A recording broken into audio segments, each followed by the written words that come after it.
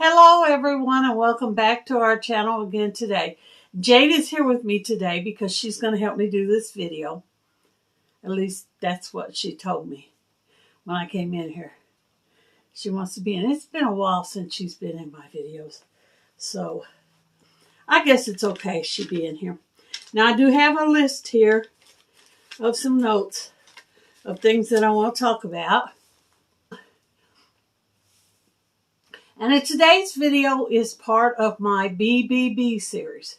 For those of you who are new to the channel and do not know what that stands for, it is a series that I started last year entitled Beautiful Baby Boomers. Because the baby boomers is the generation that I grew up in. So for those of you who are the same age as me, or thereabout, or who are a baby boomer, you will be familiar with some of these things I'm going to talk about. And for the younger people on my channel that are watching, sit back and enjoy. Maybe you'll hear about something you didn't know about, or maybe you'll hear about some stuff that you heard about before, but never had in your life. The first thing that I want to bring up is the cars back in the days of the baby boomers. They were all steel. Most of the time they were steel. Unlike the plastic cars that we have nowadays, the bumpers are built into the car and they're made out of plastic. Back in the baby boomers' day, cars were metal and they had stainless steel bumpers. And most of them were stick shifts. Now, I myself do know how to drive a stick shift, but I did not grow up knowing how to drive a stick shift. It wasn't taught in school or anything like that. My ex-husband actually taught me how to drive a stick shift. We had bought a brand new truck that was a 5-speed, and I didn't know how to drive a 5-speed. So I told him, I don't want to buy that car because, oh, there goes Kitty. I don't know how to drive it. And he said, well, I'll take you out and teach you. Y'all, let me tell you, never have your husband take you out and teach you how to drive stick shift because it's not a very pleasant experience. But I did learn how to drive one. And I could still drive one to this day, I guess. It's been a while since I've had a stick shift car. And anytime I purchase a car, I make sure it's an automatic. I can drive them, but I just feel more comfortable having an automatic shift. And the second thing that I want to talk about is the thing that I have mentioned before in lots of other videos. Looks like my Hello Kitty doll is walking, but actually Jade is under the covers back there. She's pushing it around. It's the little girls in dresses.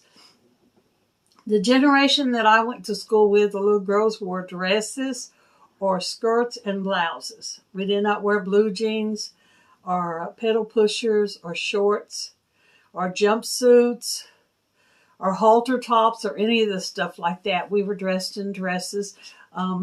Clothing back then was 100% cotton. And as I've mentioned before in other videos, my mama had to iron all of our little cotton dresses and little blouses and skirts and stuff because that's what we had. Number 3 is about the telephones. Now, everybody in this generation now is used to carrying a cell phone. And back in the day, we would never even imagine that there would be such a thing as a cell phone. A phone no bigger than that you could carry in your back pocket or in your purse, cordless, and talk to it, and talk to people on it. That's kind of like science fiction. We had what's known as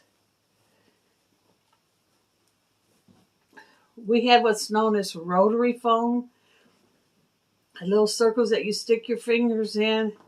And you dial each number individually. You pull the number over and turn it loose and it go back. Then you get it in the next number and pull it over. And they were generally attached to the wall. You had to have the telephone company come in and mount the phone or install it, as they called. You have to pick out the color. Usually green, yellow, orange, maybe white, and black were the options that you had. And it had a cord attached to the part that you talked on. And there was a cord attached to the phone.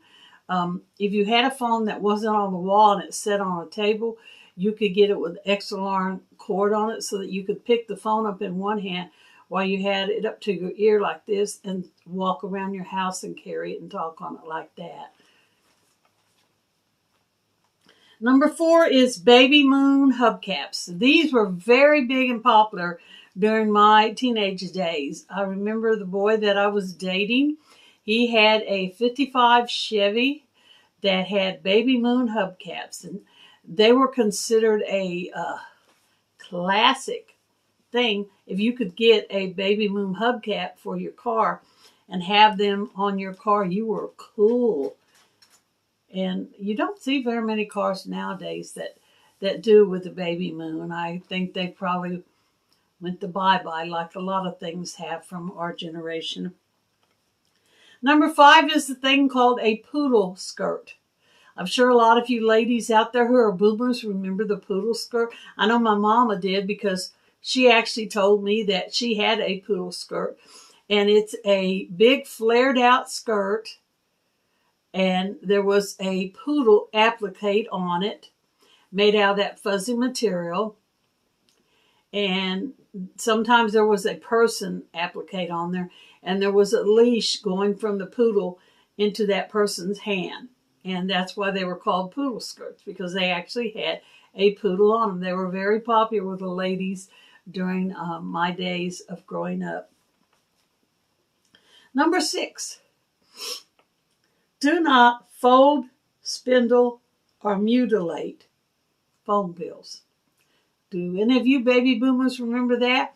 You used to get your telephone bill in the mail, and it came on a large, kind of like a brown index card. Had little holes in it. And when you paid your bill, you sent that card back in, and they inserted it into the computer. Those holes that were on it told it whose number that was and how much was paid on it.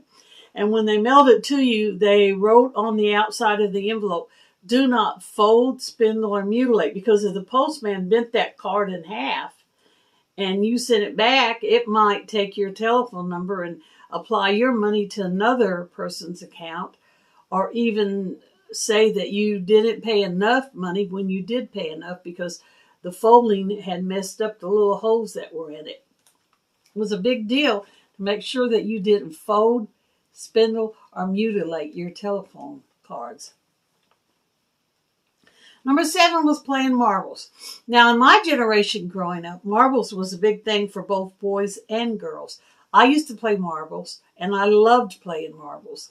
In the morning, I would pick out from my marble box the certain marbles that I was going to take in. I would take in like maybe 7 really nice special ones. And then I would take in a bunch of what's called shooters. Usually that was a cat's eye marble or a pearly. Then when you went out at recess and you would set up your little marble area, you could put your big prize marble up there for people to shoot at. And the way we played marbles is they would come up and shoot a marble at it, which is the shooter, the cat's eye. And if they hit your marble, they got to keep it. Most of the time you would set it up in a way and kind of pile the dirt up in front of it to where when they shot their marble up, it would hit that little dirt clot and bounce off. So they couldn't win your marble. And any marbles that they shot and missed, you got to keep them. And there were a lot of kids that cheated even back then because they would come up and they would shoot at your marble. And if they missed your marble, they would reach down real fast and grab their marble back and take off.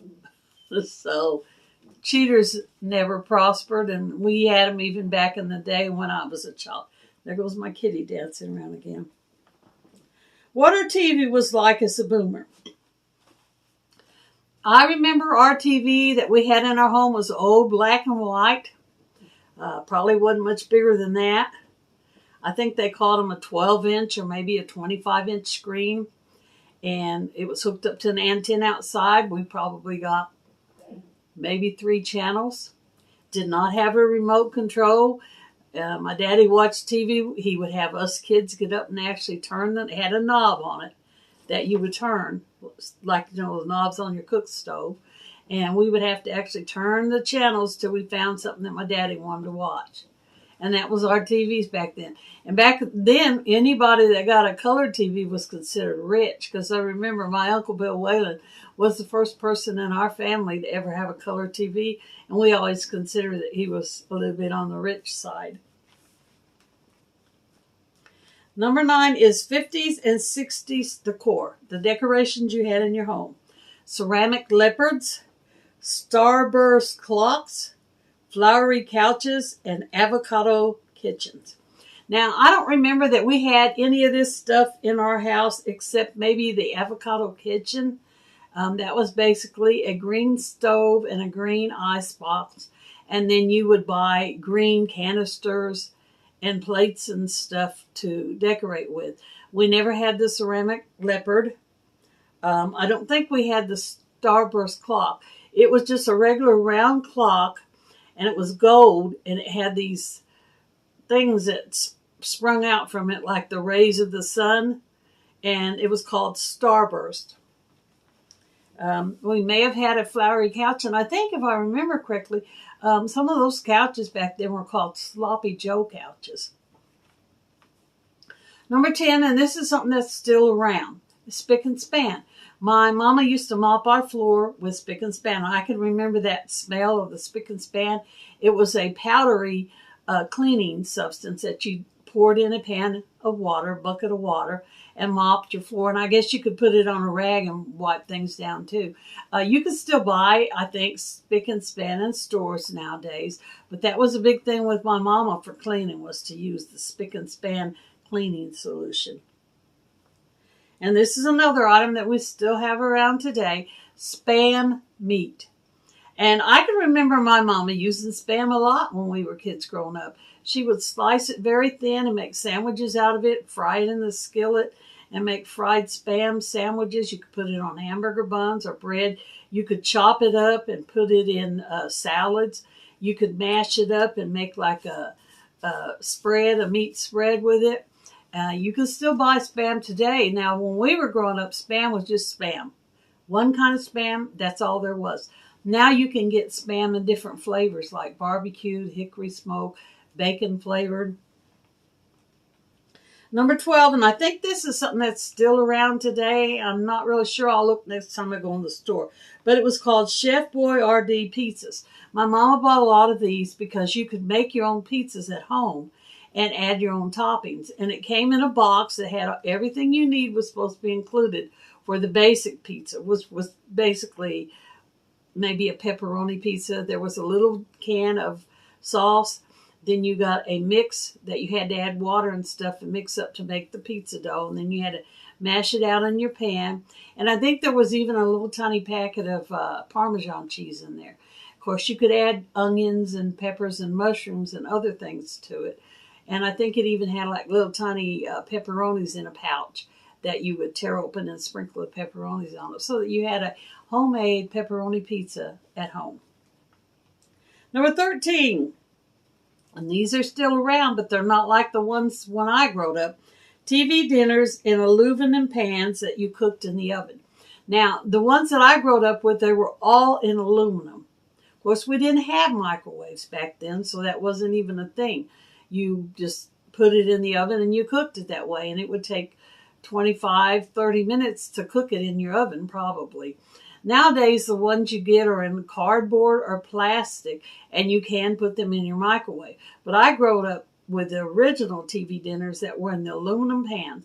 And I think if I remember, my mama even used to take the aluminum after we finished and wash it out and keep the pans to use for serving us kids our lunch and dinner and stuff in.